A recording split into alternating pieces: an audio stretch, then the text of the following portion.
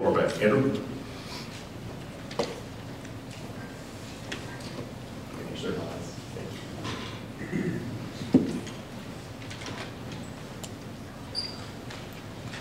Good morning. There is no greater gift for either Elizabeth or myself than the gift of a captive audience. So thank you all for being here, for taking an interest in such an important decision that will have consequences for the people of this district and for the people of the United States of America. My name is Andrew Roraback. I live up in Goshen with my wife Kara and our 3-year-old son, Andrew Kevin.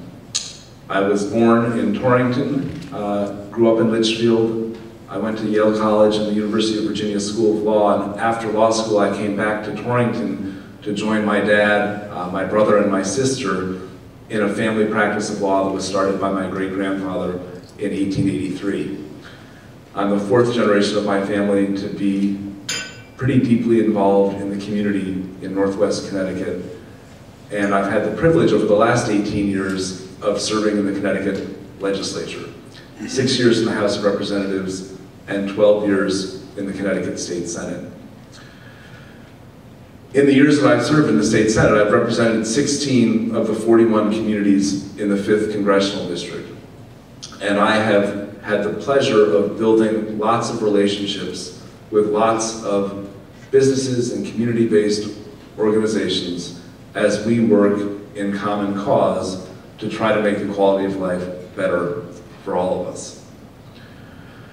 I'm running for Congress because, like most Americans, I look to Washington with some degree of disgust over the complete inability of an institution which was intended by the founders to be the cornerstone of our democracy to get anything done at all.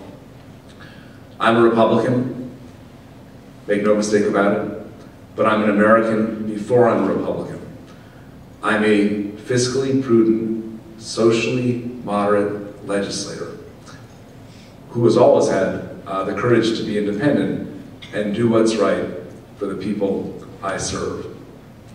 And I think what's desperately needed in Washington, D.C., and conspicuous by its absence, is the voice of the Connecticut Republican.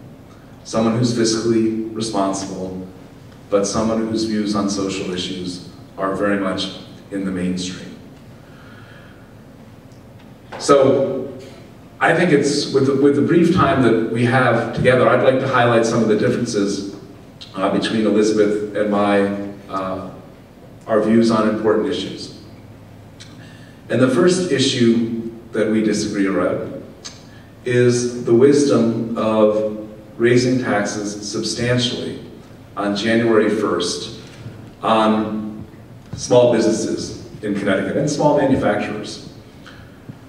The President's plan, which Elizabeth embraces, would impose a large tax increase at a time when our economy is just beginning to recover.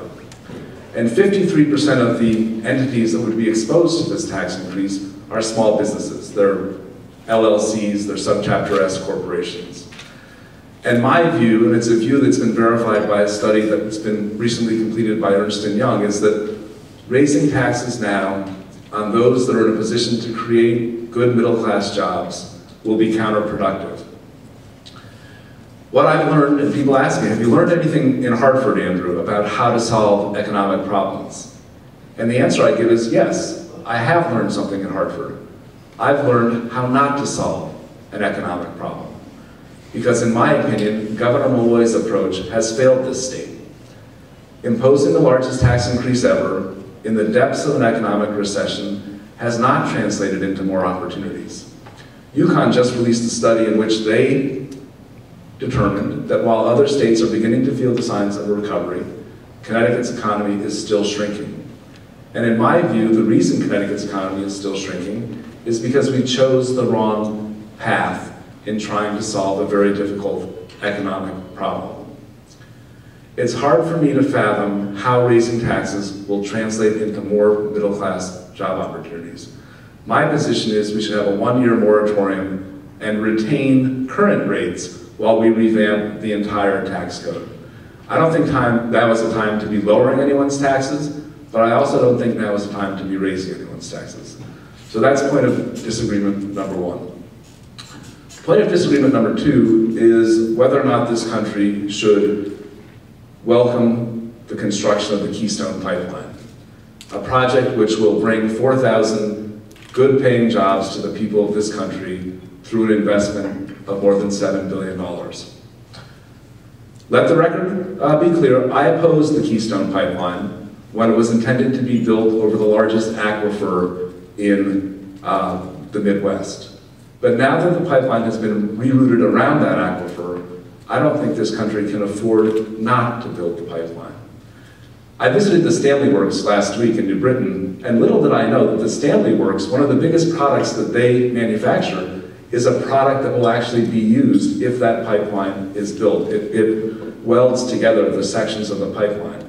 So even though we may think that this pipeline wouldn't have any impact on a Connecticut-based business, in fact it would. It will help a Connecticut-based business. So my judgment is this is not a debate about the wisdom of extracting tar sands from Canada. Canada's going to do that, whether the pipeline comes here or whether it goes to Vancouver, that's going to happen.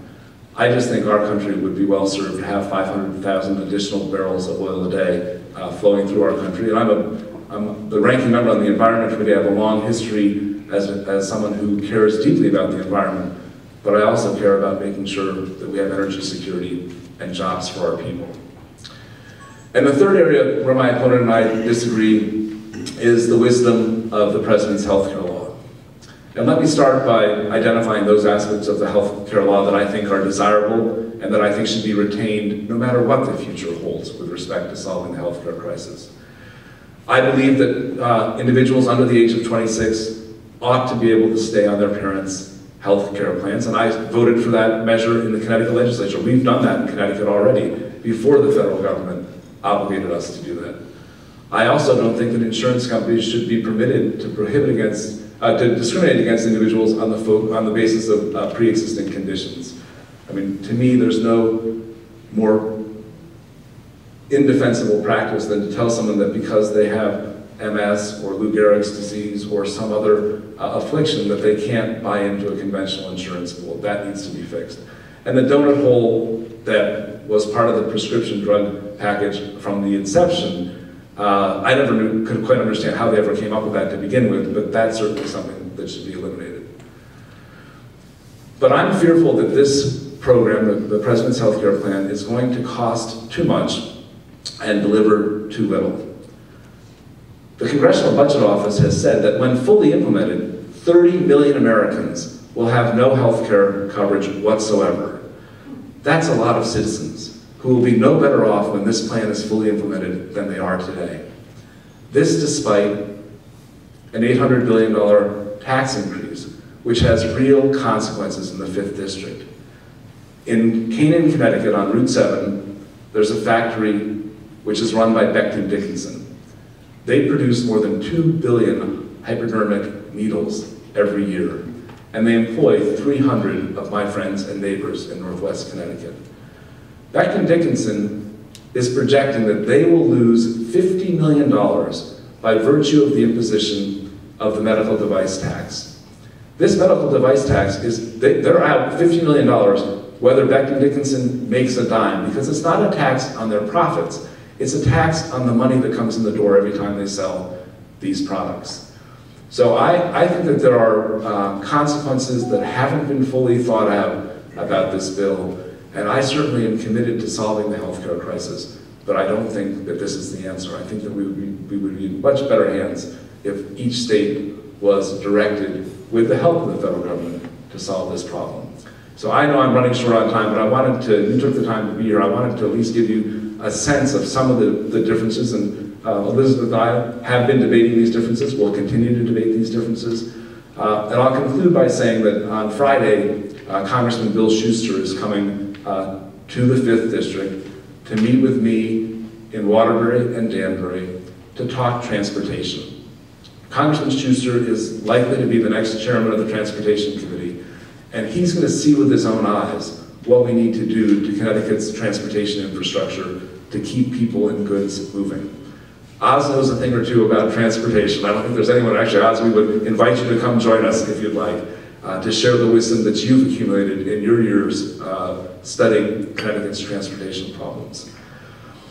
So I'm all about trying to find solutions, finding common ground. I have a long record of getting things done. I've been in the minority for 18 years in Hartford. The only way I've ever been able to get anything done is by making friends and finding common ground with people in the other party. So the last thing I'll say is, I'm very pleased to have been endorsed by the National Federation of Independent Business, by the United States Chamber of Commerce. I think they've endorsed me because they see a record of support for and understanding of issues that matter to businesses in the 5th District. So thank you for your attention. I look forward to your questions. Thank you, Alex. Thank you.